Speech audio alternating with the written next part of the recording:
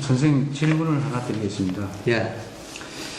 지금 이제까지 말씀하신 내용은 이제 일간이 자기가 될 수 없고 또 일간을 근거로 해서 나온 육신법 자체도 좀 무의미하다는 말씀하셨는데, 그러면 이런 일간법이 정확히는 모르겠지만 거의 한 1000년 이상 유지되어 온 어떤 그런 이유에 대해서 좀 설명을 좀 해주십시오.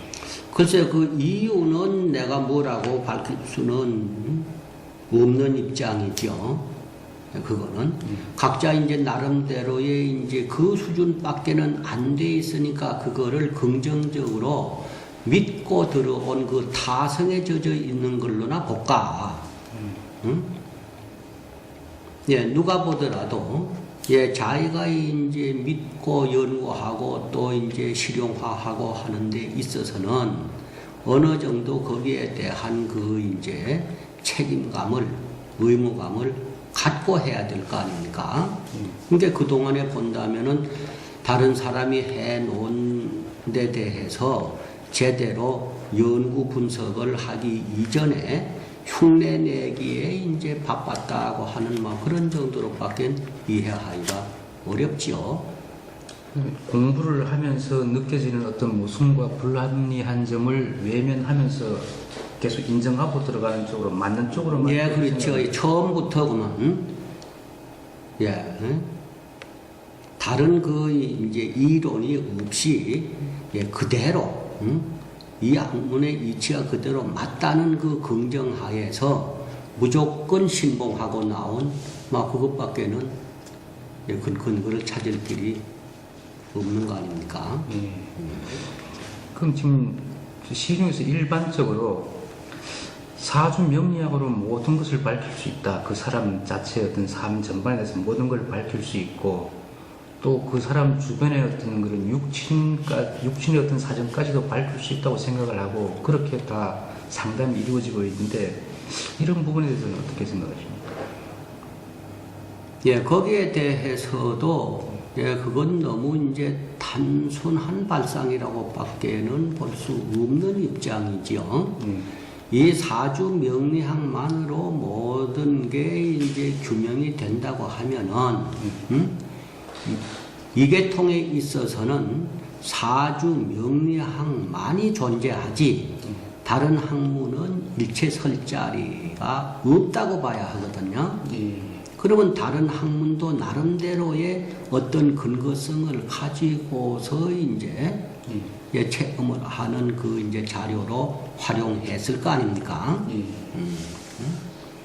예, 예를 들어서 이제 관상이라고 한다면 이제 관상의 그 근거를 가지고 규명하는 하나의 방법으로 삼았을 것이고, 예, 넓은 의미로 이제 봤을 적에는 뭐 이제 장위두수법이니, 예, 경우에 따라서는 이제 지리학으로 많이 활용하는 이제 기문둔갑이라든지, 이런 그 이제 여러 가지도 이제 이 인생 생활의 변화를 이제 규명하는 학문으로 이제 통용되고 있는데, 그 분야에서는 각각 그 나름대로의 어떤 그 기준 근거가 있을 거 아닙니까?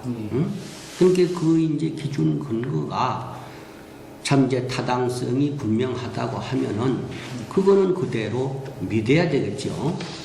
그 이제 규명하는 그 이제 개개인의 능력이 모자라는 걸로 봐야지 그 규명하는 방법 자체를 부정할 수가 없는 거 아닙니까?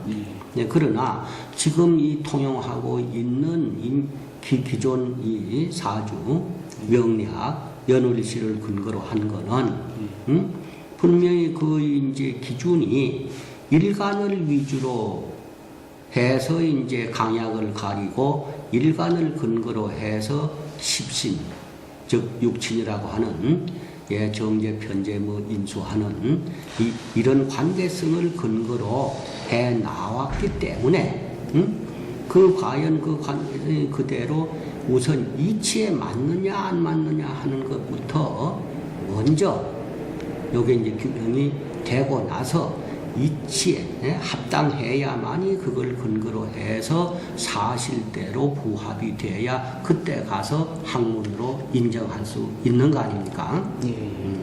근데 이 이제 사주명리학은 그동안 해오던 그 방법은 또 이제 그 이치에조차 맞지 않기 때문에 이건 이제 오늘까지도 그 이제 명리학으로서의 당당하게 인정을 받고 있지 못하는 실정 아닙니까?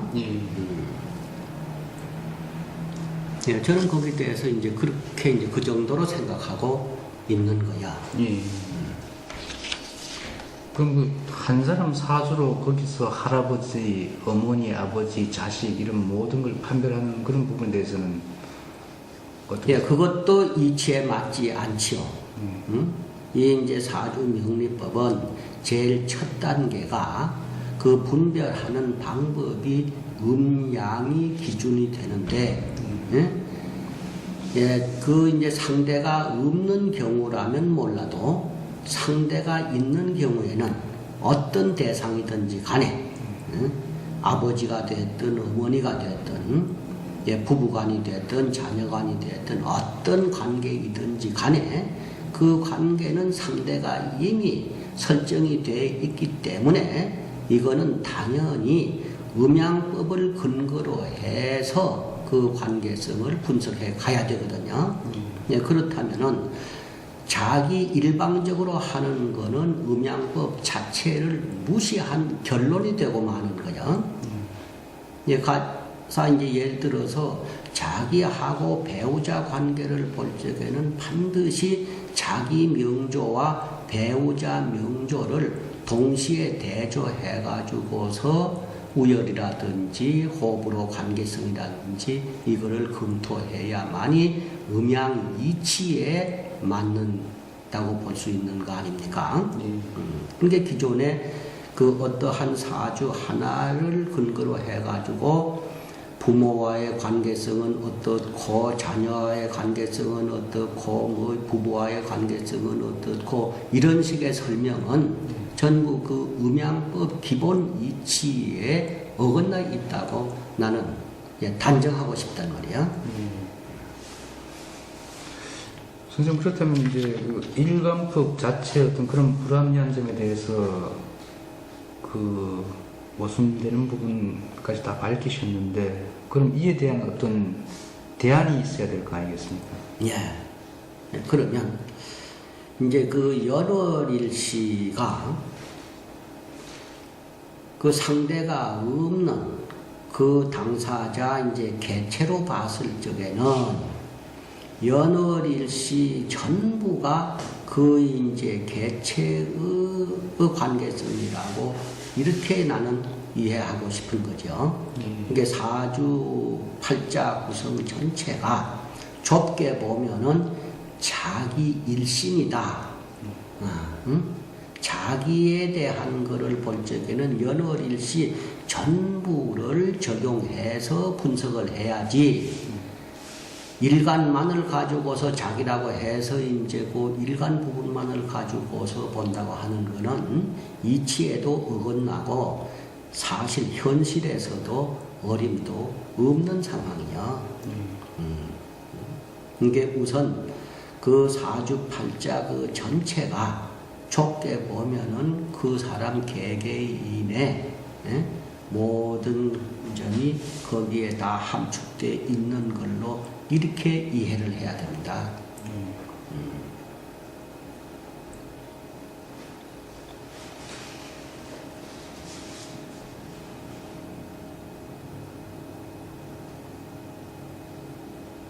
그러면 간단히 그 지금 현재 일반적으로 일간을 자기로 해서 8글자 사주팔자를 분석해 나가는 방법은 이제 일간의 강약을 분별한 다음에 어떤 용을 잡는 그런 방법을 사용하고 있는 걸로 알고 있는데요. 뭐 다른 여러 가지 방법이 있습니까? 기존 방법 중에는?